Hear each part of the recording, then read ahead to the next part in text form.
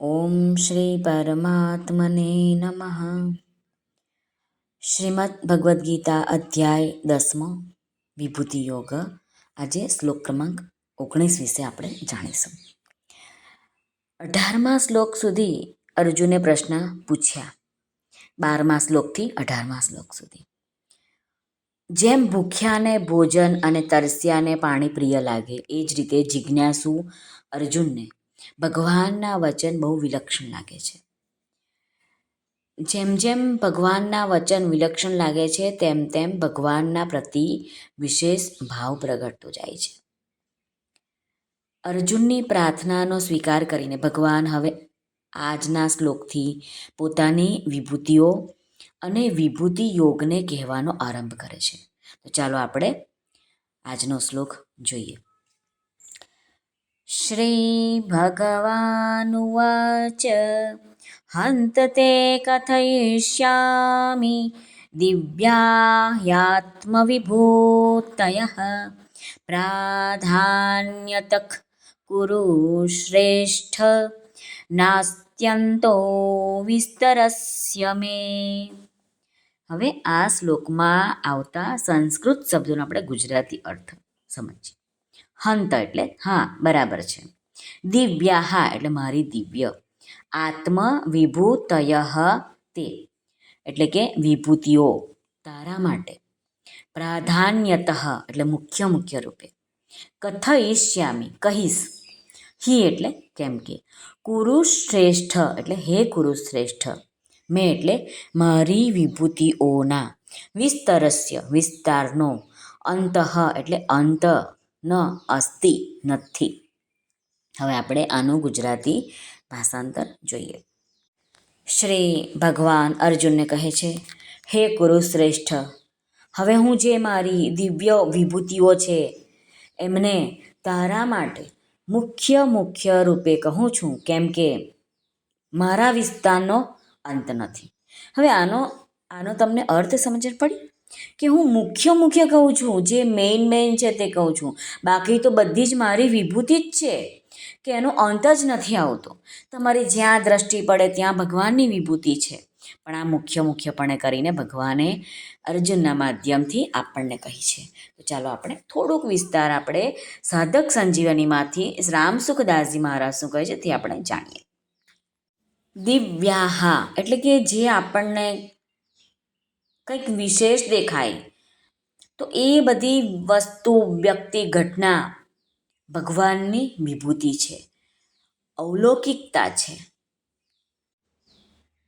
પ્રાધાન્યતઃ કુરુશ્રેષ્ઠ નાસ્ત્યંતો વિસ્તરસ્ય મે. તો એમાં અર્જુન 11મા અધ્યાયમાં ભારે સંકોચથી કહે છે કે હું આપનું વિશ્વરૂપ દર્શન કરવા માગું છું. જો મારા દ્વારા તે રૂપ જોઈ શકવું શક્ય હોય તો મને દેખાડો. ત્યારે ભગવાન કહે છે કે પશ્ય મેં પાર્થ રૂપાણી, એટલે કે તું મારા રૂપોને જોઈ લે. રૂપ કેટલા છે? 2-4 નહીં, સેંકડો હજારો રૂપ છે ભગવાનના. અહીં અર્જુને વિસ્તારથી પોતાની વિભૂતિઓ કહેવાની પ્રાર્થના કરી છે. આ સાંભળીને ભગવાન સંક્ષેપમાં પોતાની વિભૂતિઓ કહે છે, અને ત્યાં અર્જુનની એક રૂપ દેખાડવાની પ્રાર્થના સાંભળીને ભગવાન સેંકડો હજારો રૂપો જોવાને માટે કહે છે. પ્રકૃતિનો એક નિયમ છે કે મનુષ્ય સાંભળી શકે છે વધારે, પરંતુ જોઈ શકતો નથી એટલું, કારણ કે કાનની શક્તિ વધારે છે આંખો કરતાં. છતાં પણ જ્યારે અર્જુનને બધી વિભૂતિઓને સાંભળવાનું પોતાનું સામર્થ્ય બતાવ્યું, તો ભગવાને સંક્ષેપમાં સાંભળવાને માટે કહ્યું. અને જ્યારે અર્જુનને એક રૂપને જોવાને માટે નમ્રતા કરી, ત્યારે અસમર્થતા પ્રગટ કરી તો ભગવાને અનેક રૂપો જોવાને માટે કહ્યું. એનું કારણ એ છે કે ગીતામાં અર્જુનનું ભગવત વિષયક જ્ઞાન ઉત્તર વધતું જાય છે. આ 10મા અધ્યાયમાં જ્યારે ભગવાનને એમ કહે છે કે મારી વિભૂતિઓનો અંત નથી. ત્યારે અર્જુનની દ્રષ્ટિ ભગવાનની અનંતતાની તરફ ચાલી ગઈ. તેઓ સમજ્યા કે ભગવાનના વિશેષમાં તો હું કંઈ પણ નથી જાણતો, કેમ કે ભગવાન અનંત છે, અસીમ છે, અપાર છે. પરંતુ અર્જુને ભૂલથી એ કહી દીધું કે આપ આપની પૂરેપૂરી વિભૂતિઓ કહી દો. એટલા માટે અર્જુન આગળ જતાં સાવધાન થઈ જાય છે અને નમ્રતાપૂર્વક એ એક રૂપ દેખાડવા માટે જ ભગવાનને પ્રાર્થના કરે છે. અર્જુને ભગવાન પાસે પોતાની વિભૂતિઓનું વર્ણન કરવાનું કહ્યું અને આ કહીને ભગવાનનો તાગ મેળવવાની ઈચ્છા કરી. તો ભગવાને કહી દીધું કે હું તો સંક્ષેપમાં કહીશ, કેમ કે મારી વિભૂતિઓનો અંત નથી. ભગવાન પોતાની વિભૂતિઓનું વર્ણન કરે તો અને પોતાના સ્વરૂપનું વર્ણન કરે તો એ જોવાનું સામર્થ્ય કોનામાં છે? તો ભગવાન કહે છે કે જેને હું દિવ્ય દ્રષ્ટિ આપું તે મારું આ બધું અનંતનું સ્વરૂપ જોઈ શકે છે. બાકી બીજા કોઈનું સામર્થ્ય નથી કે મને અનંત સ્વરૂપે જોઈ શકે. ભગવાન અનંત છે, એમની વિભૂતિઓ પણ અનંત છે. ભગવાનની વિભૂતિઓનો વિસ્તાર ન તો કોઈ વર્ણન કરી શકે છે, ન કોઈ સાંભળી શકે છે.